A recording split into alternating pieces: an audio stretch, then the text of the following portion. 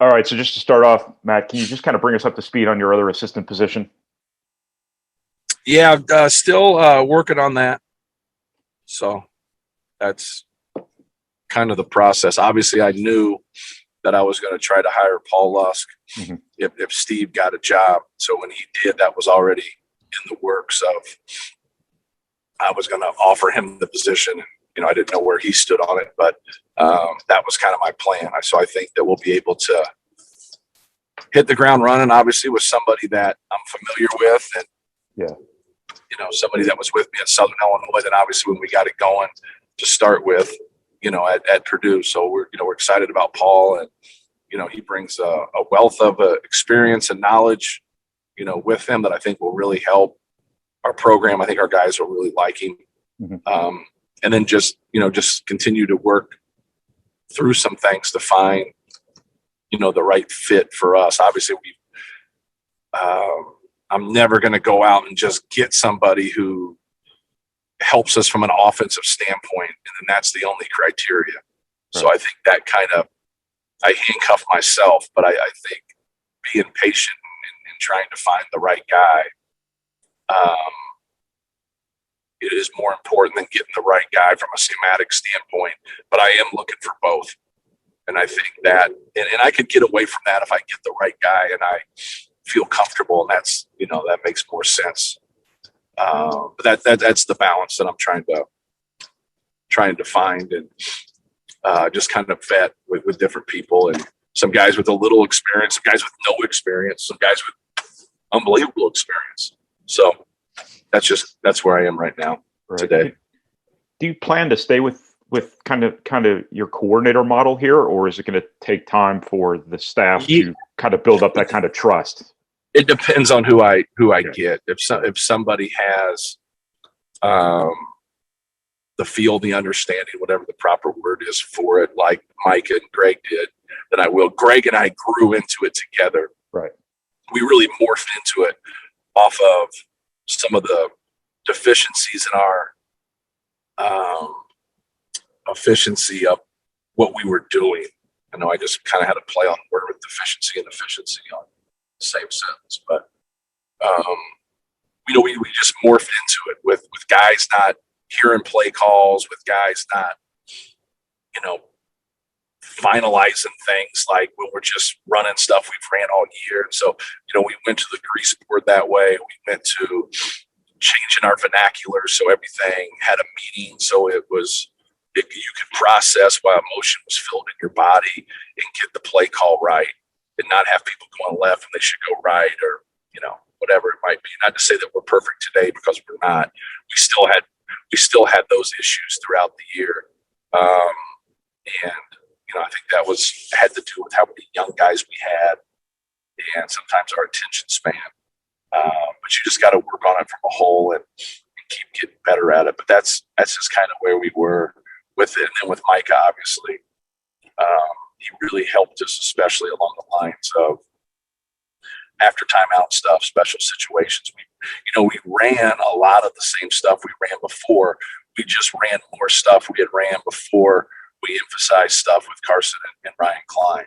Right. It was more of a Biggie Swanigan, AJ Hammond's, Isaac Haas approach, and we got the ball inside more. I think going forward, in theory, there's no question we'll get the ball inside more, but I'd like to have more balance, and hopefully with the decision making, the improvement of the decision making can help with that. And also, I think Jaden's development as the season progressed is another weapon that we will definitely utilize. Right. Just one more thing for me on this topic, and I will hand it off to Mike. Why have you always valued Paul so much? What is it about him as a coach that has always kind of set him apart in your eyes? You've always wanted him around whenever possible. Yeah, well, I initially hired him just because, he had worked with a guy that I had worked with, Chris Lowry, at Southern Illinois. So when he'd come back from playing overseas and he got into coaching, he helped out at junior college one year. He helped out at Division II at Missouri Southern, where he worked with Chris Lowry. So I wanted to hire somebody from Southern Illinois. When I got the head coaching job at Southern Illinois, I hired Rodney Watson, stayed with me, who had been there for a long time. that was on Bruce Weber's staff. And then I hired Jack Owens, who was at Eastern Illinois. And then I hired Paul at that time. But no, just a hardworking, loyal, good basketball mind. I think his experiences as a head coach and then also being in the Big East, I think those experiences will help. I think, Creighton played, a high octane type offense, and they were very good at that end, but they also made great strides defensively under Paul. He was in charge of their defense. And I just say the other guys didn't help out either because obviously they did. But he'll have the defense at our place. So he's very familiar with how we do things, but he's also going to bring, they didn't do things exactly the way we do things at Purdue.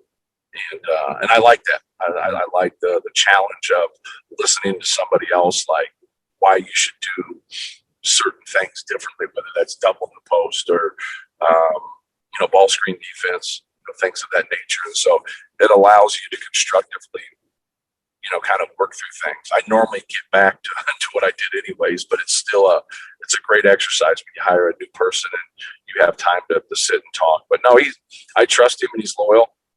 And that's more important than anything. Obviously, he's got to be able to function in the job, and he's proven that he's really good at that. But more than anything, I think that's what separates him. He gets along with people, and he has great relationships, with players. And obviously, that starts in the recruiting world.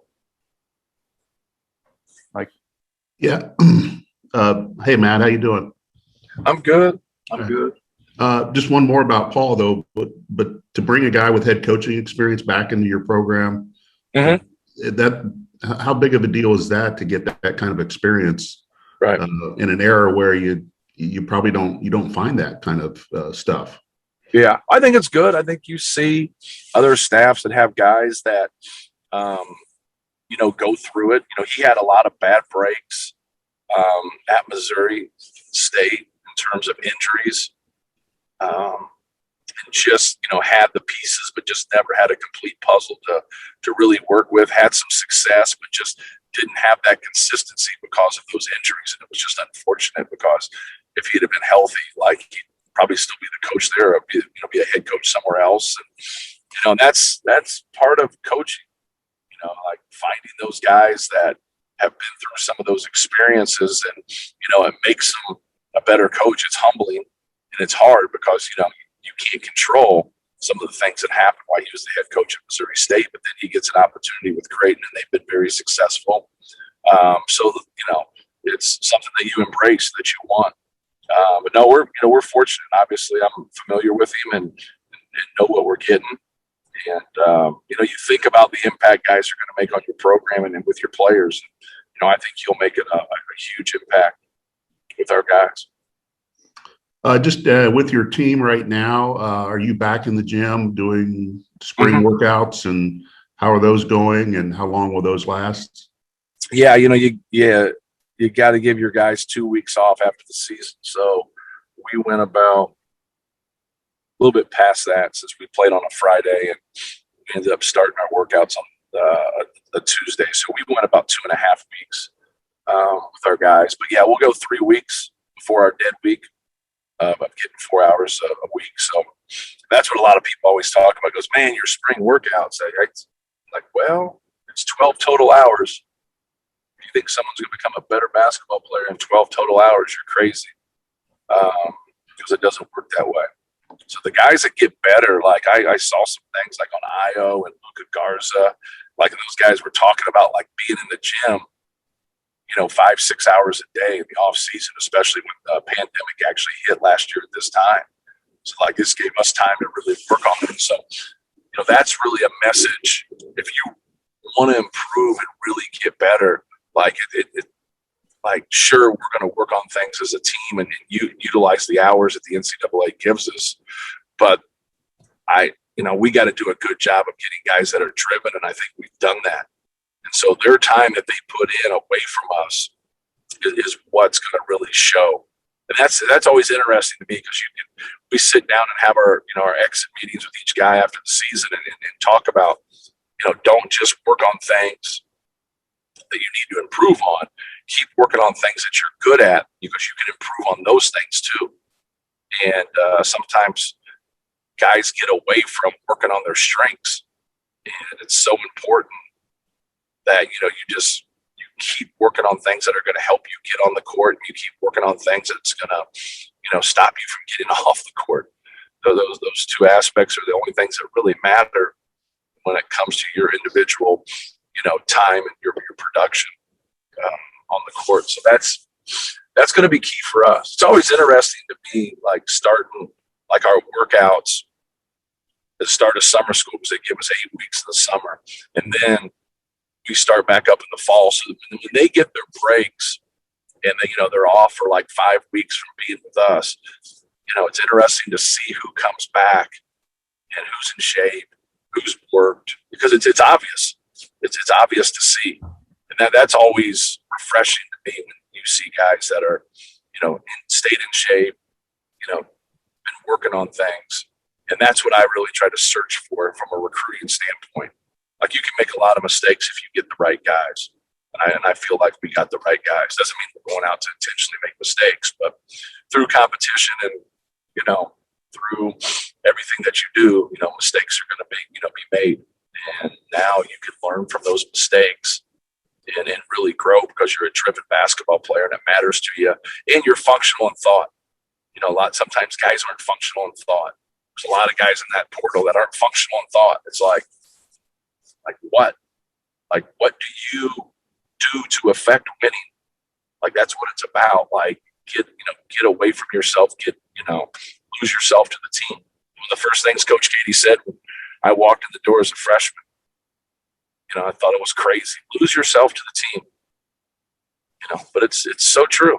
It's so true. The guys that can do that end up helping your team win and end up having better individual careers than they would if they didn't. They always thought about themselves.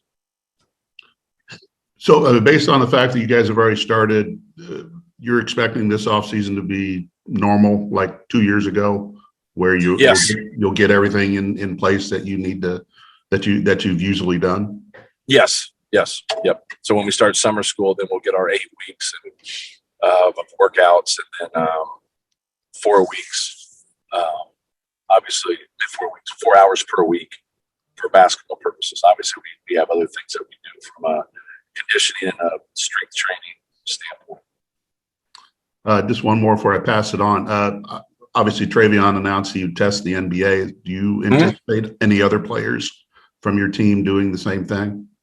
Nobody else has said anything to me, and so we've met with each guy individually, and nobody has brought that to my attention. So not as right now, but we filled out his paperwork, and then obviously he'll get his evaluation back from the NBA, from their committee that they put together to evaluate guys. The thing that's different, Mike, in our sport is they evaluate guys, and then on this committee they have roughly 20 guys, one guy in all different capacities from an NBA team, and they're telling guys where they're going to be in the draft, and it's very vague because they cut it up 1 to 15, 16 to 30, 31 to 45, and 46 to 60. So you have your 4 quadrants that you can fall into, but they're evaluating it before they know who's in the draft or who's not in the draft. Because your evaluation is obviously relative, because who's in the draft is going to determine where you're going to go. Unless it's just one of those obvious things, like you're the number 1 pick, or you're a guy that wouldn't get drafted with 8 rounds, And so, obviously that's a big extreme there, but there's people who put their name in the draft that wouldn't get drafted with 8 rounds. And, now where do these guys lie when you don't know, especially from an international standpoint, who's going to be in this draft? You don't know domestically who's going to be in this draft, but yet you get an evaluation. So they're taking the intel that they have, and they're giving their best guesstimation on where you're going to be.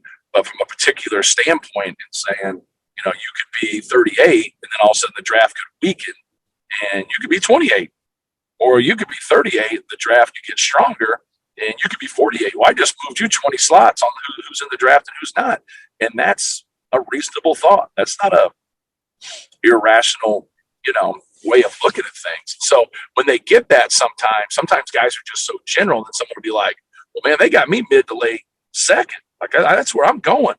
No, you might, but you just got just as good a chance to you might not. And that's what needs to resonate with guys when they make those decisions. They put things in there that they understand that. Sometimes they get the cart before the horse in the process. And really the best part of the process is get in the gym and work, be in shape, be ready to go, like be at the top of your game when you start to go in and do some workouts, even if it's like you're coming back. And the thing that makes me feel good about what we've been able to do and help our guys is that we haven't had anybody make a mistake in 16 years.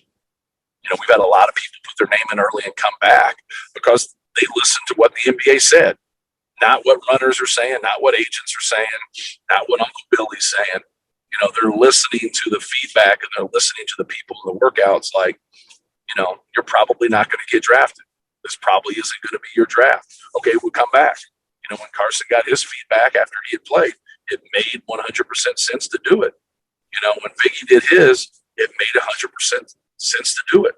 And so those are our two guys that have left early. So I feel good about that because our guys have been able to make a good decision for themselves and, and value education and value their second career past basketball. And it takes a mature person to make the right decision, and our guys have been able to do that. Alrighty. I'll pass off to Brian for now. Thank you. Matt, just from what you've heard from NBA people, is this going to be a normal process year? Are they going to have kids come to them and do workouts? Do you have any idea? They don't know yet? They don't know for sure yet. They think that will happen. They think obviously that'll happen after June, but they're not completely sure. Obviously the combine is in late June, and then the date to pull your name back out, I think, is July 7th, if I'm not mistaken. All right. And then back to your team a little bit. What kind of mandate do you want set for this team? I mean, obviously they had a lot of success pretty early in their respective careers. Mm-hmm. They're gonna hear a lot of stuff about how they're like a top 10 team in the country going into next season. Obviously they all need to keep getting better. Is there any sort of overlying message you're trying to deliver to this team, or do you feel like they're naturally wired to handle this pretty well? Well, I think that's your job as a coach, not to like send a message through saying things, but I think things take care of themselves in the summer with workouts, and you want them to spend a lot of time together, and that's something we couldn't do before. So I think that's going to be important, that we're socially around each other a lot, whether the coaches are there or not, whether they're out at our houses or they're getting together on their own. So hopefully when things clear up, 100%, we can start to do things of that nature. And I think that just organically helps your team develop and grow, as a group. But I think the basketball piece will take care of itself through competition and through guys, being hungry. It was unfortunate what happened to us in the NCAA tournament, but, we got beat.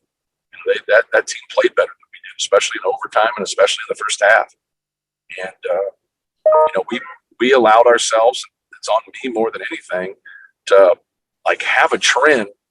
You go through a season and I've never coached in a season besides when I've coached awful teams, where there's just a trend of we don't play that well in the first half, and then we play better in the second half. And I don't know. And so obviously you think about it as a coach, you try to get guys ready, you try to mix some things up.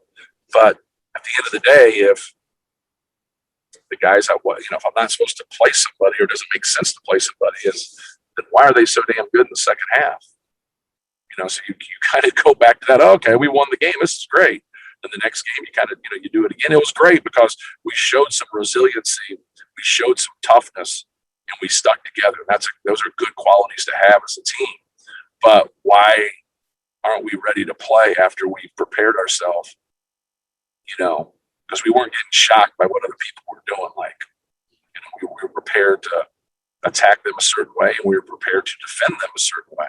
And there's little things that happen that you got to make adjustments and do things, but that's part of basketball. So got to figure that out, in my opinion.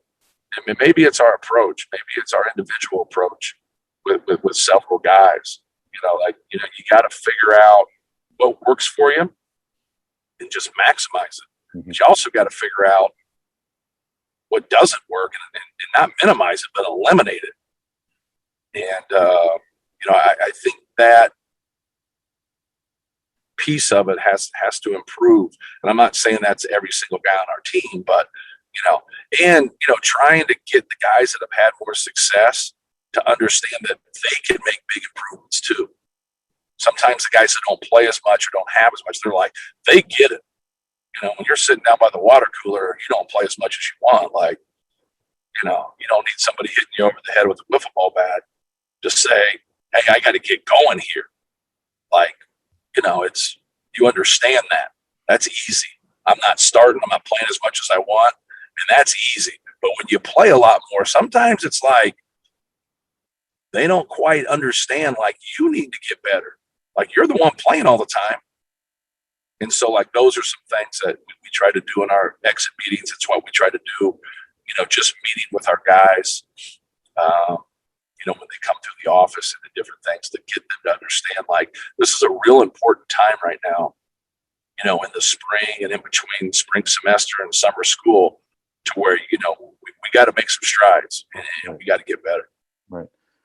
This is kind of a broad question, but, obviously a lot of stuff is changing here in college sports with the transfers, the name, image, likeness stuff coming. Can you just speak to how flexible coaches like yourself are going to have to be and what this could all mean to team management, team building, right, roster construction, how you coach your guys, things like that? Can you just speak to kind of your general approach to all of the seismic shifts that are going on right now?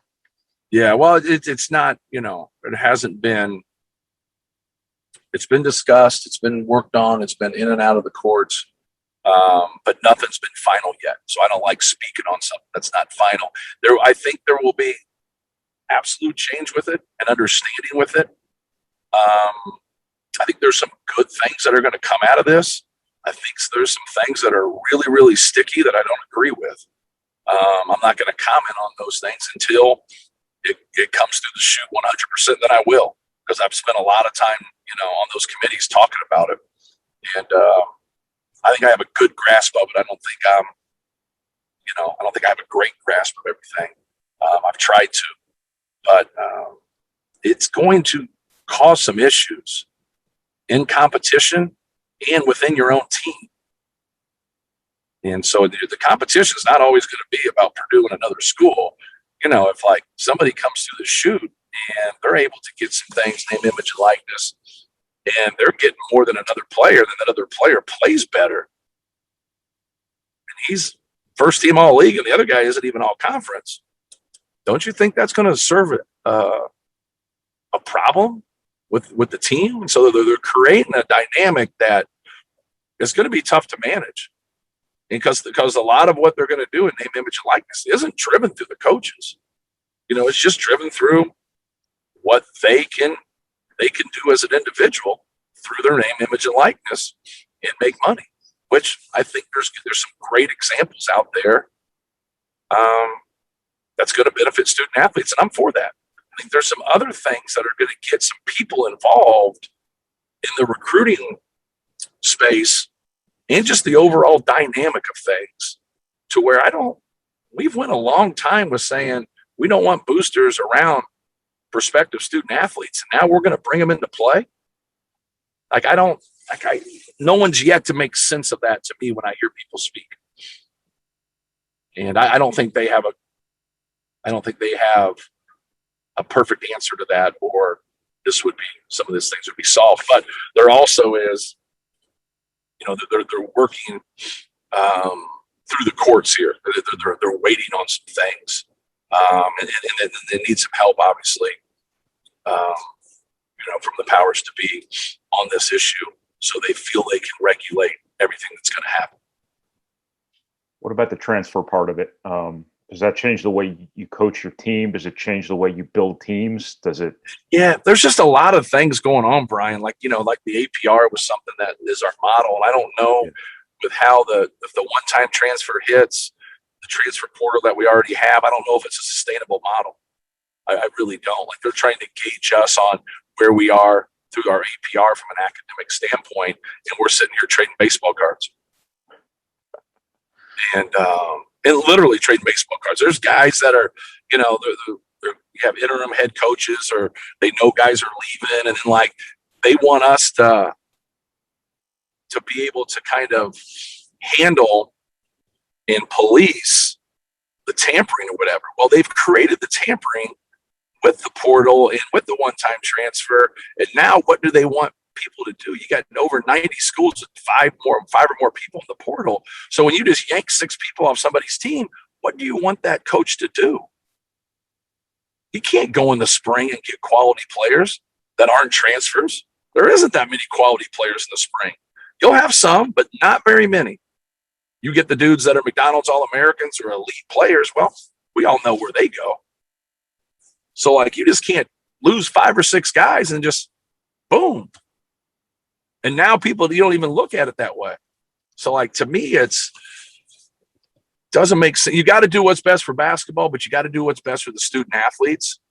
And I don't know how it's the best for the student athletes. It's good for individual student athletes, but as a whole, those individual student athletes, and most of them, it's not. And it's not that good for the game. And so they look at it like, oh, you just don't like it because you're a head coach, or, this isn't what's good for coaches. Okay, then you go get a job. You go get somebody to hire you as a head coach in a Division I school, and you go in management, and then come back and realistically explain how you're operating and how you're getting things done. Then after you go 5-26 for the 4th straight year, it's like, who's going to get the players? It's foolish. It's like, who's going to get them? The same people that get them anyways. The blue bloods are going to get them. The next program's going to get them. So that's what I always say. Like, I'm in here fighting for this, but I might lose some guys at Purdue, but I can get some guys too. We're a top 20 program, over the last 70, 80 years.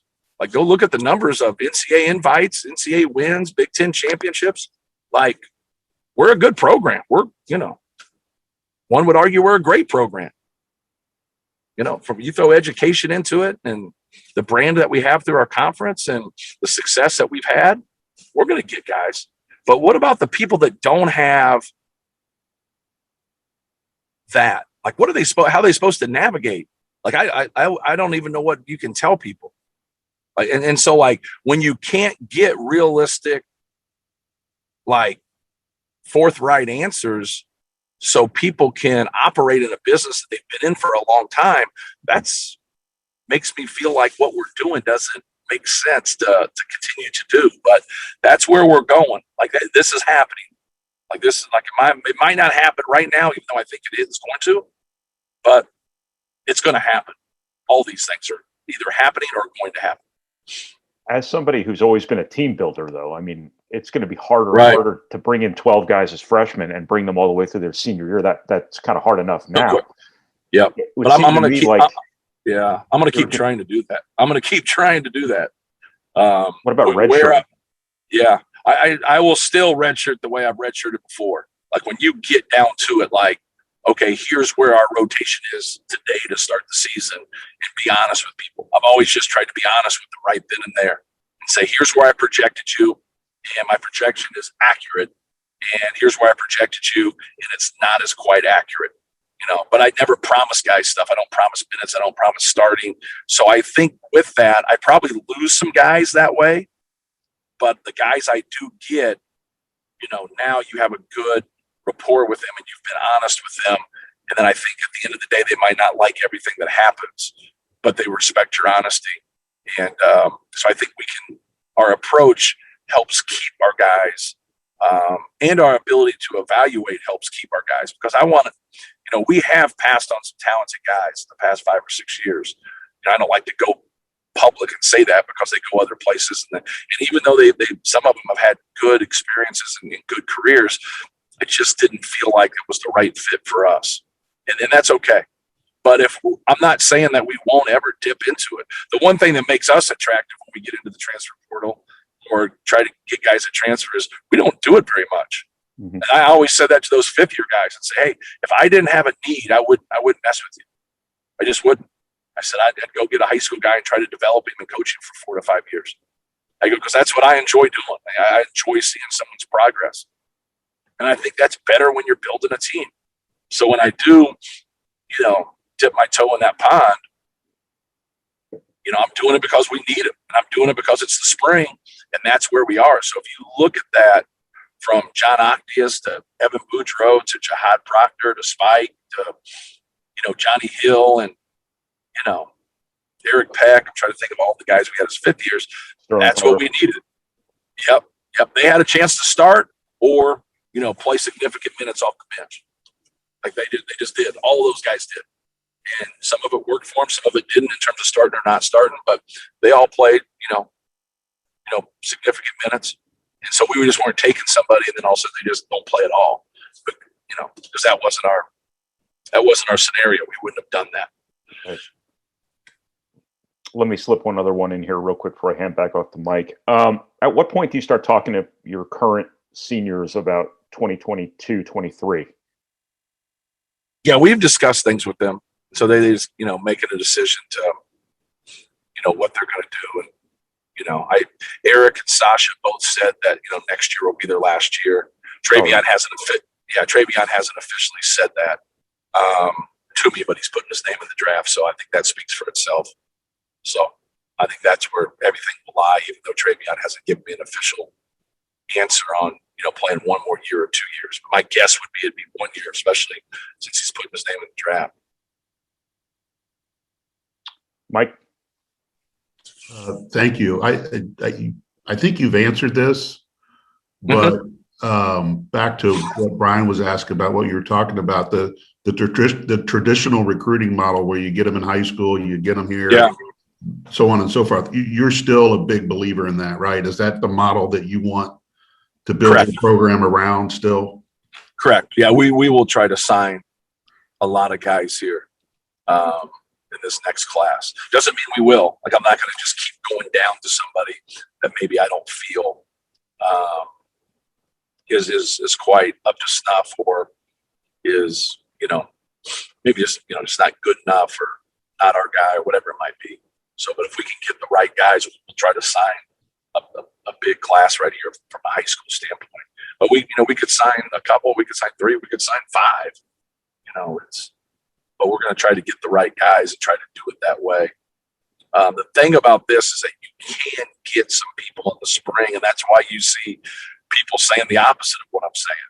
I just think I'm in a different position when you look at our program and our education for young people and their parents when they look at it and say, okay, now where's my son going to be in 5 years? He'll have a great education. We got a good track record of guys developing, and you're going to have a good experience here too. I think if you talk to the guys that have played here, I think they would say it's demanding, but I would also say that they had a good experience, and that's what we try to do. We try to make our hard work fun and help guys grow, and each guy's a little bit different. But yeah, we're going to try our best to stay on that same model. Doesn't mean that we can't deviate at some point if we have to because of all the things we discussed. Right. Now that you know your roster, I think for the most part, where does Caleb and Trey fit in right now, kind of with next year's team? Yeah, well, they fit in where they go from a competitive standpoint, like where what they earn, and I think both of them can play a couple positions and do a couple different things offensively and defensively. It's really hard. I think anybody who's played would say this. It's really hard to go in somewhere and learn 2 positions. Not as much defensively, but offensively. And I think that's something that they're going to have to work towards to help them have that versatility, because they're both going to grow into being able to play multiple positions and guard multiple people, in my opinion. But where are they going to be from day one? That's going to really be on how much they pick things up when they come in June and July, how they are from a competitive standpoint and beating people out. It's when you have a good program, like when you get through the recruiting piece of it, like the one thing a coach can do is project. Like I gotta be able to project. Here is what I think, but it doesn't really matter after, that piece of it. Obviously it matters for them to know, hey, you believe in them. You think you're great. You think, I think both of them get to the mountaintop. When they get to the mountaintop, I don't know. I think they're both really good players. And, I'm excited for it. I know they're excited for it. I know they're, looking forward to this. They both got recruited for a long time. And, I just think they have a lot of winning attributes, both as people and as his players. And it's kind of interesting, like you kind of think about guys that come in together, like if we've had it, through the years, like the guys that each one more, and Juwan Johnson and Robbie Hummel, like they had a lot of similarities. These two guys have a lot of similarities. And when it comes down to it, that just means, they both have affect winning at the high school level, and I think they're going to affect winning at the college level. I'm just glad they came to Purdue. I could probably ask this question of all your returning players, but specifically, what is your message to Jaden Ivy? What you want to see out of him this offseason and then going obviously in the next season? Well, he's a guy that works at it, puts in a lot of time. Work at the things that's going to help you in structure. And he really tried in that second half of the season to make better decisions and take better shots. And talented guys are going to, get off the grid a little bit because they have the ability to go make plays maybe other guys can't make. And so he obviously falls into that box. So that's a big responsibility. But I thought he tried to play off of 2 feet a lot more, go fast, but be under control, play make for other people. He's getting by people more than anybody on our team. So when you're getting by people, you're taking on a lot of help. So anytime you got 2 to 3 people swarming the ball and you can make good, quick decisions, now if you have a good big guy and you got skilled, perimeter shooters out there, now it really puts other teams in a bind. So I would think that is going to be an important piece for him to keep growing in that area. We have to do a better job of getting him into situations to score and make decisions, and I think we will. Who he was at the end wasn't who he was at the beginning. He had to go through an injury. He had to go through adjusting after we had played games and fitting into our team. Sometimes he was really good at that, and sometimes he had some struggles there. But he learned as the season went on. And obviously, he struggled shooting the ball. I wouldn't let somebody who can't shoot continue to shoot. And he can shoot. He's a very good shooter. His percentages don't say so, but they will in time. They will next year. He's a guy that can make threes. He's a guy that can, he's got a good intermediate game. He can get to the rim. He's got to keep polishing what he's doing there. But as long as he can make strides, making decisions, good things are going to happen because you're going to get a lot of different people throwing things at him. And that's so important. But I'm excited about it. Like he enjoys being coached. I think that's a cool thing. Where does Ethan Morton get his minutes next year? From a competitive standpoint, he's got to get by some people, and he has the physical ability, he has the intellect, and I look forward to him competing and making strides. He really got into a bad situation this year with his mono, and that we never could get back to where now he could get into a rhythm or get into a rotation where he had consistent minutes. And but no, maybe outside of his parents and his high school coach, like you won't find a bigger fan of Ethan Morton than me. He does some things that really help winning. I think locking into being a great defensive player, like doing some things, like being our best rebounding guard, which he could do, even though Brandon Newman is a very good rebounding guard. Being a great defender because his ability to see things and pass. Now he's a worker. He puts in a lot of time. Feeling good about yourself. It's hard to feel good about yourself when you have inconsistent minutes. You got to get yourself in a place to where you've worked so hard. You're confident in your abilities, and now put yourself in a position to help your team around the guys that you have out there. Like you obviously talked about Jaden. Obviously we have good size. We have good big guys. Where do you piece in around those guys? Or can you make such improvements to where you're one of those guys? That would be great. So, but I know I'm excited about it. I'm excited. He's a competitive guy. He's an intelligent guy. He's a really good basketball player. And I think our fans are going to really enjoy, watching him play. He had a tough year, and he had a lot of things that were out of his control. He might have set the record for most days before the season, in quarantine without ever tested positive. Speaking of quarantines and all that, has any of your team received the vaccination yet? And will you encourage them to get it? I don't know. Yeah, I got it. I got it last week.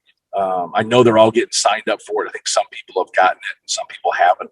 I heard Chad Young talking the other day about the guys that were scheduled to get it here this week. So yeah, we're working on that for everybody.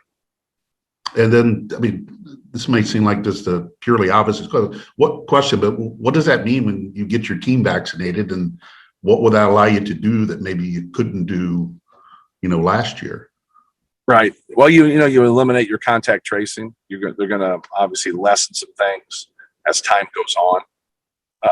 So you're trying to get everybody on your campus that way, and obviously coming back to school.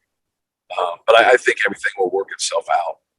But yeah, it's more of being able to get back to normal. But you also got to listen to, what the mandates are, whether that's through Purdue or through the state of Indiana or our county, or, we can't get too excited here. We have to still do what we're supposed to do. All right, I'll pass back to Brian. Matt, just two last things for me. We've taken up a lot of your time here, but guard play next season. Can you just kind of discuss what you feel like you need from Eric and Isaiah next year? How Ethan might fit into that, and whether or not you might just put the ball in Jaden's hands even more next year?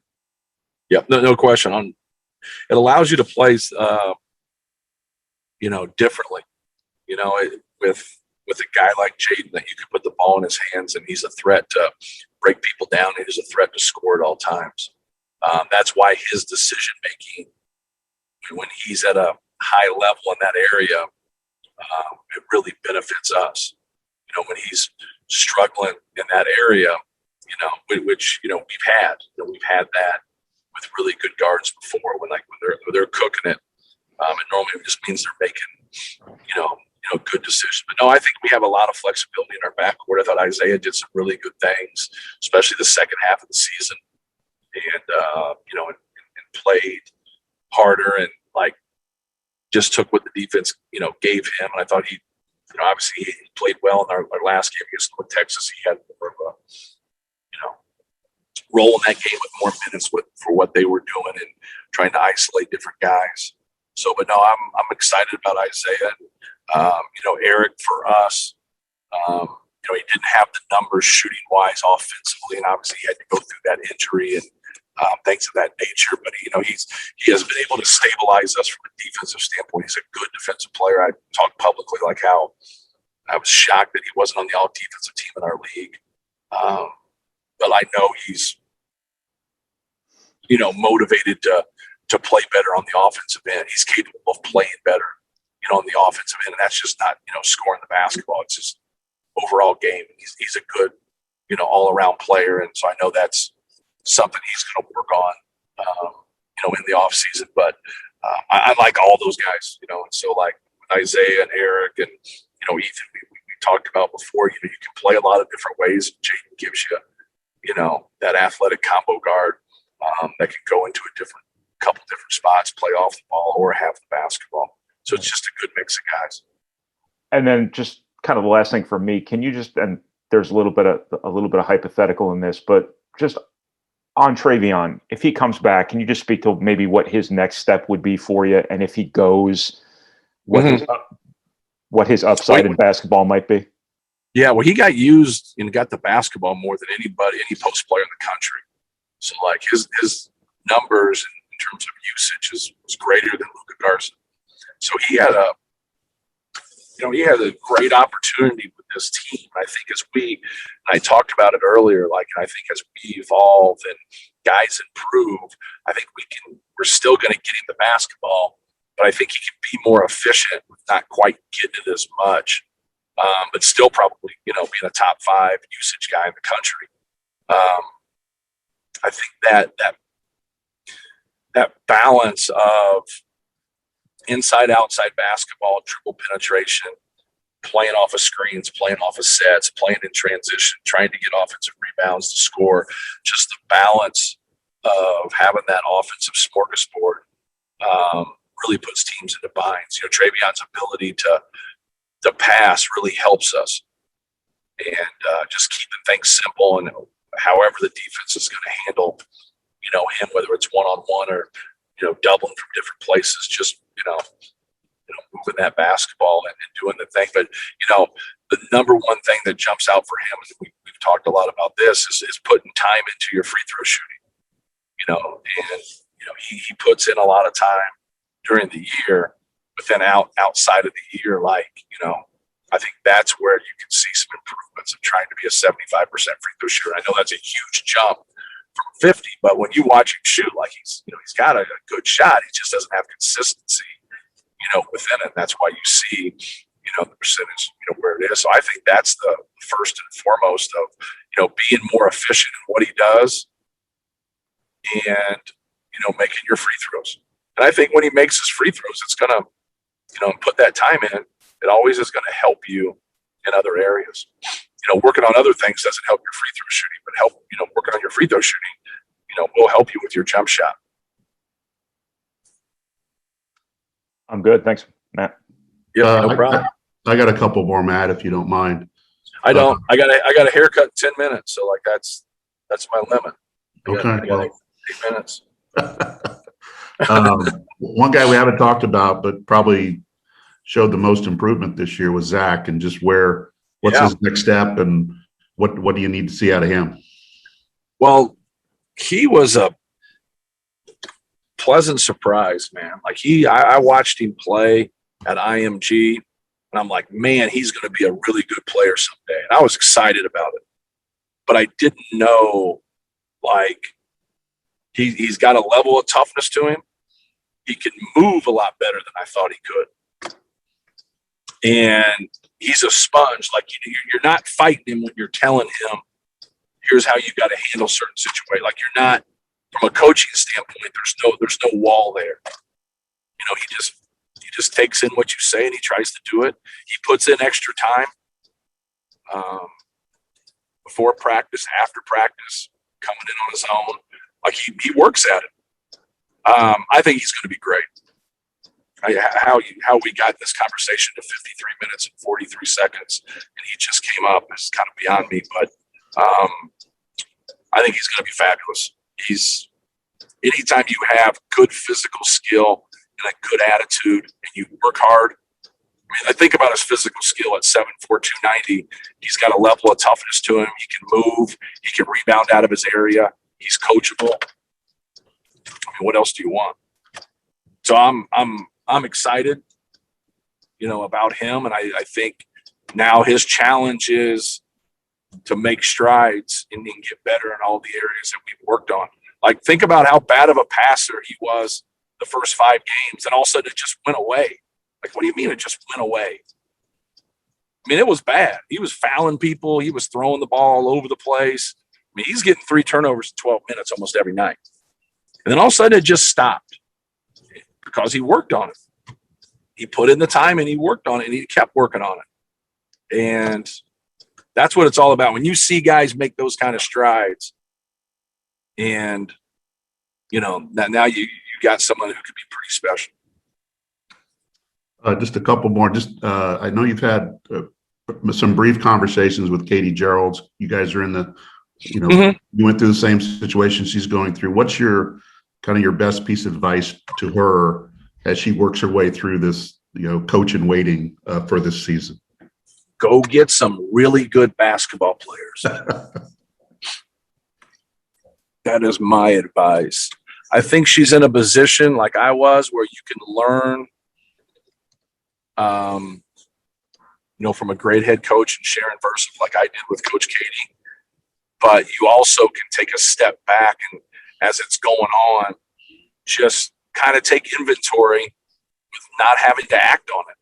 You're just taking inventory on the program, things around the program, recruiting, the personnel, the league, and it's not a rush. Like when you take over a job, it's a whirlwind. It's a whirlwind. Like some of these guys like Steve Lutz and Micah Shrewsbury. Oh, man, like be careful what you ask for. You just might get it. And so like now it's like, okay, go do that. You're in a pandemic. Everybody's in the portal. Everybody's coming. Everybody's going. Everybody's trying to get jobs. I mean, it's crazy. It's crazy. It's really, really hard to navigate. In that first year, well, she can do it and learn from Sharon, learn from the other coaches in the Big Ten. She knows what she's doing. Obviously, she's had great success. She was a great player. She's a great person. She's got a lot of, qualities that point towards success. It's probably why Mike hired her. And so I think she's going to do a great job. But she's got a year just to help Sharon and be an assistant and help the players and, pump the brakes in some areas, even though you're taking that inventory and you're taking your notes and you're still waiting for answers to come to you. Don't go in with the answers. Don't try to have the answers. Just be a good assistant for a year. Be loyal, help the players, but don't get the cart before the horse. Like next year's next year. This is what we're doing right now. Let's try to win, get to the NCAA tournament, win the Big Ten, have some fun. And then when the season's over, now you've taken all your notes, you've digested everything.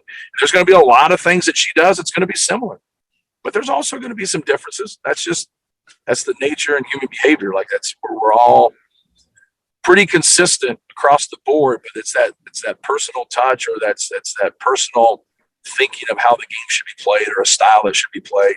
That's why you are who you are and how you've had success before. So, but I, excited, for her, and I think she'll do a great job.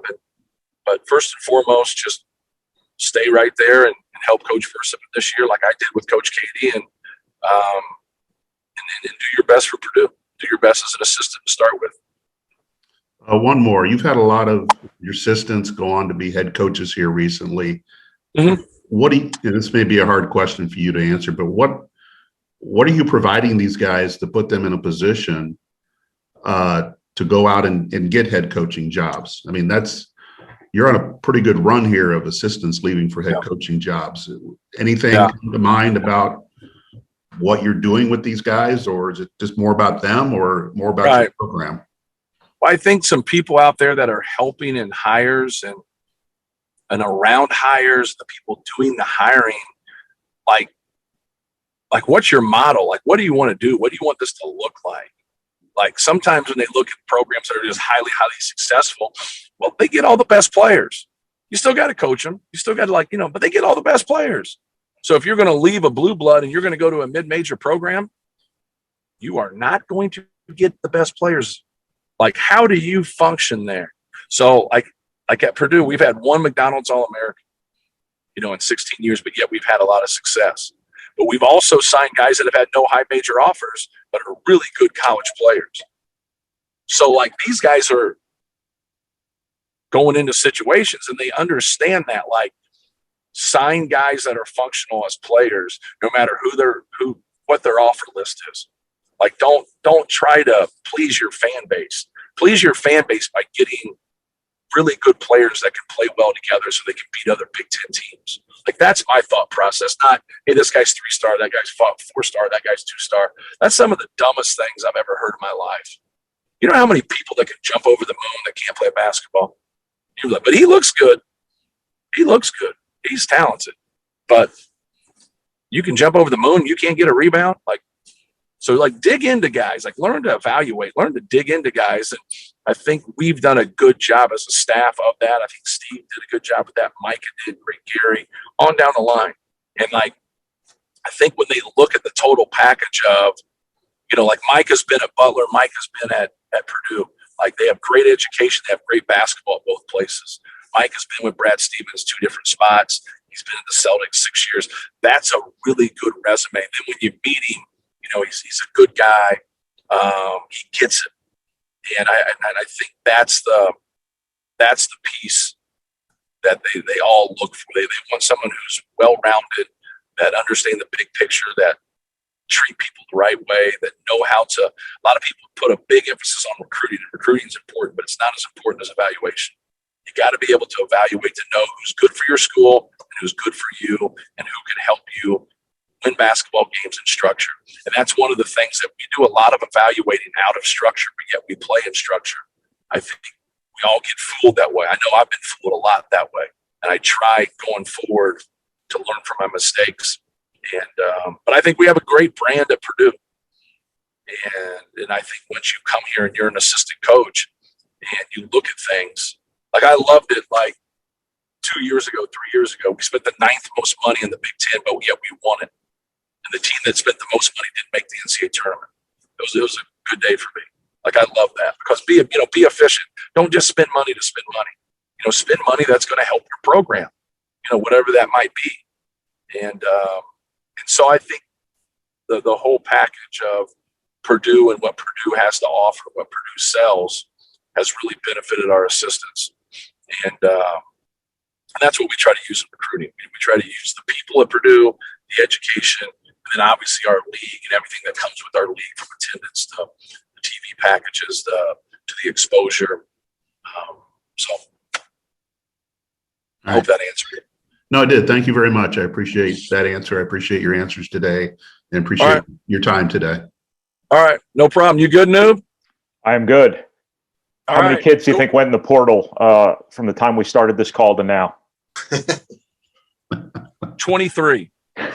How many jumped out knowing they're not eligible next year?